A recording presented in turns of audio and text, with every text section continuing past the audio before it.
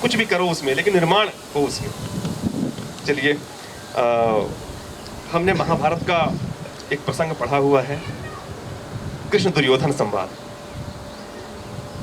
12 वर्ष का वनवास होता है और 12 वर्ष के वनवास के बाद 1 वर्ष अज्ञातवास होता है, और उसके बाद जब वो वापस आते हैं तो शांति प्रस्ताव लेकर के कौन जाता है? शांति प्रस्ताव क्यों? आपने सर B.R. चोपड़ा की महाभारत की बात की, उसमें एक बड़ी अच्छा डायलॉग है, मुझे हमेशा बहुत याद रह गया सर। उसमें कहते हैं कि क्या प्रस्ताव लेके आए हो? मैं कभी जब छोटा था, कॉलेज में था ना, तो मैं भीष्म पितामह की नकल करता था। वो ऐसे बोलते हैं, मुकेश खन्ना जी, बताता हूँ आपको थोड़ा सा।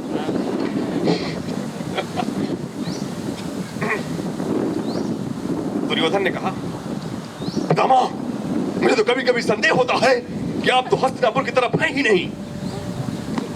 तो भीष्म पितामह कैसे बोलते हैं? मैं तो तुम्हारी ही तरफ हूं पुत्र, मैं तो तुम्हारी ही तरफ।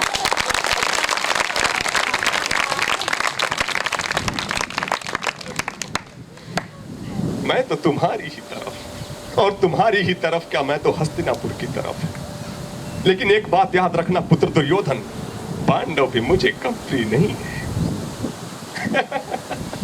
तो वो शांति प्रस्ताव लेके जाते, थोड़ा हंसी की बात हो गई, ये पूरी गंभीर गंभीर बातों से पूरा माहौल अलग हो जाता है। तो बड़ा मुझे बहुत अपने कॉलेज में खूब करता था ये, तो थोड़ा एक ऐसे आज मन किया। उसमें मैं देखता हूँ ना कि मैं कहीं यहाँ का बच्चा यहाँ पे बैठा हुआ, तो बड़ा आनंद आया। तो शांति संदेश भगवान श्री कृष्ण लेकर के जाते हैं। वहाँ पे जो डायलॉग है वहाँ पे ये है कि जब धृतराष्ट्र पूछते हैं कि कहिए मधुसूदन कन्हैया कि आप क्या प्रस्ताव लेकर के आए हैं, कृष्ण आप क्या प्रस्ताव लेकर के आए हैं? तो कृष्ण कहते हैं कि शांति कोई प्रस्ताव नहीं है, शांति आवश्यकता है। ये आप सूत्र याद रख लेना, वो महाभारत में बड़ा अच्छा डायलॉग है। नीतीश भारद्वाज जी ने बड़े ढंग से उस 10 मिनट का वो सुनना चाहिए कि शांति कोई प्रस्ताव नहीं है, शांति आवश्यकता है स्वतः। तो वहां पर जब शांति प्रस्ताव लेकर के जाते हैं तो दुर्योधन के व्यवहार से हम सभी परिचित हैं। कहते हैं कि भैया नियम तो ये कहता है कि राज्य आधा आधा करो, ठीक है नहीं कर रहे तो कोई बात नहीं, 5 गांव दे दो, 5 भाई हैं, एक एक गांव सबको मिल जाएगा। अब इससे बड़ा बलिदान और क्या ही होगा।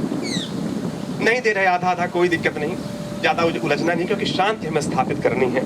तो अगर ऐसे हो रही है तो चलो यही ठीक, 5 गांव दे दो, गुजारा चल जाएगा। दुर्योधन कहता है क्या 5 गांव, दिन के भर जमीन नहीं दूंगा मैं। अब 5 गांव की बात कर रहे हैं, इन पांडवों को दिन के भर जमीन नहीं दूंगा। और ऊपर से क्या कहता कि जो ये तुम पैरवी करने के लिए आए हो ना, अगर ये शांत दूत बन के नहीं आया होते तो मैं क्या कर सकता था? बोले क्या करोगे? कहते बंदी बना लूंगा।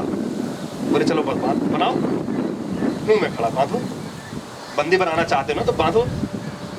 तब उसमें महाकवि रामधारी सिंह दिनकर जी की एक रचना है, बड़ी चर्चित रचना है। चर्चित इसलिए है, उसके सारे प्रसंग बहुत अद्वितीय हैं, लेकिन ये दरअसल इसलिए क्योंकि ये प्रासंगिक है, इस कथा से हम सभी परिचित हैं, इसलिए चर्चित है।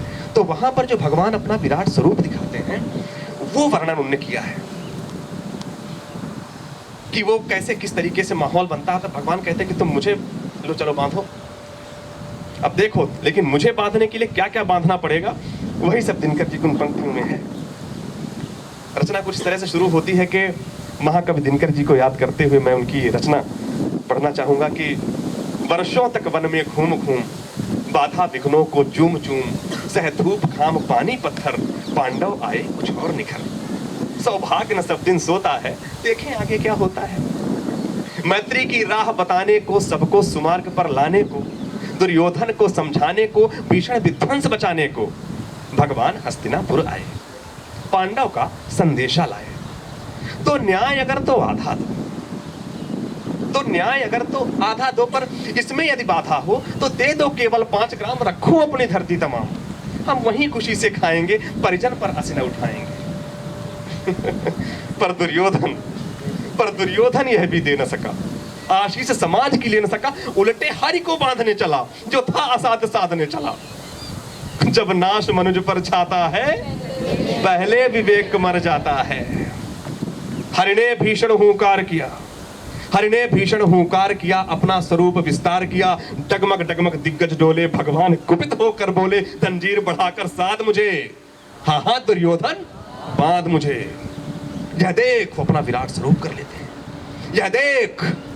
यह देख पवन मुझ में लय है, यह देख गगन मुझ में लय है, मुझ में विलीन झंकार सकल, मुझ में लय है संसार सकल। अमृत फूलता है मुझ में, संहार झूलता है मुझ में। उदयाचल मेरा दीप्त भाल, उदयाचल मेरा दीप्त भाल, भूमंडल वक्षस्थल विशाल। बुझ परिधि बंध को घेरे हैं, मैनाक मेरुपग मेरे हैं। दीप्ते जो ग्रह नक्षत्र निकर सब हैं मेरे मुख के अंदर। द्रगहों तो दृश्य अकांड देख, द्रगहों तो दृश्य अकांड देख, मुझ में सारा ब्रह्मांड देख। चर अचर जीव जक्षर अक्षर, नश्वर मनुष्य सुर जाति अमर। शतकोटि सूर्य शतकोटि चंद्र, शतकोटि सरित्र सिंधु मंद्र। शतकोटि विष्णु ब्रह्मा महेश, शतकोटि जिष्णु जलपति धनेश। शतकोटि रुद्र शतकोटि काल, शतकोटि दंडधर लोकपाल। जंजीर बढ़ाकर साधिने, हाँ हाँ दुर्योधन बांधिने। वो लोक अतल पाताल देख, वो लोक अतल पाताल देख, गत और अनागत काल देख। यह देख महाभारत का रण, यह देख जगत का आदि सृजन। मृतकों से पटी हुई भू है पहचान, पहचान कहाँ इसमें तू है।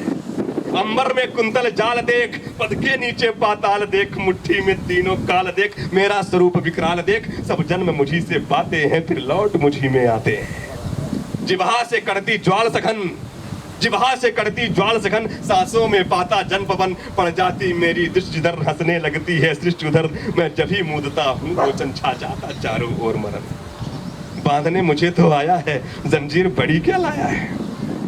बांधने मुझे तो आया है, जंजीर बड़ी क्या लाया है। यदि मुझे बांधना चाहे मन, तो पहले बांध अनंत गगन। जो सोने को साध न सकता है, वह मुझे बांध कब सकता है। हित वचन नहीं तूने माना, हित वचन नहीं तूने माना, मैत्री का मूल्य न पहचाना। तो ले मैं भी अब जाता हूं, अंतिम संकल्प सुनाता हूं। याचना नहीं अब रण होगा, जीवन जय की मरण होगा। टकराएंगे नक्षत्र निकर, बरसेगी भू पर बनी प्रखर। पर शेष नाग का डोलेगा, विकराल काल मुख खोलेगा। दुर्योधन रण ऐसा होगा, दुर्योधन रण ऐसा होगा, फिर कभी नहीं जैसा होगा। भाई पर भाई टूटेंगे, विषबाण बूंद से छूटेंगे। वायस श्रृगाल सुख लूटेंगे, सौभाग्य मनुज के फूटेंगे। आखिर तो भूषाई होगा, आखिर तो भूषाई होगा, हिंसा का परदाई होगा। थी सभा सन्न सब लोग डरे, चुप थे या थे बेहोश पड़े। केवल दो नर न अखाते थे, धृतराष्ट्र विदुर सुख पाते थे। कर जोड़ खड़े प्रमुदित निर्भय, दोनों पुकारते थे जय जय। दोनों धन्यवाद।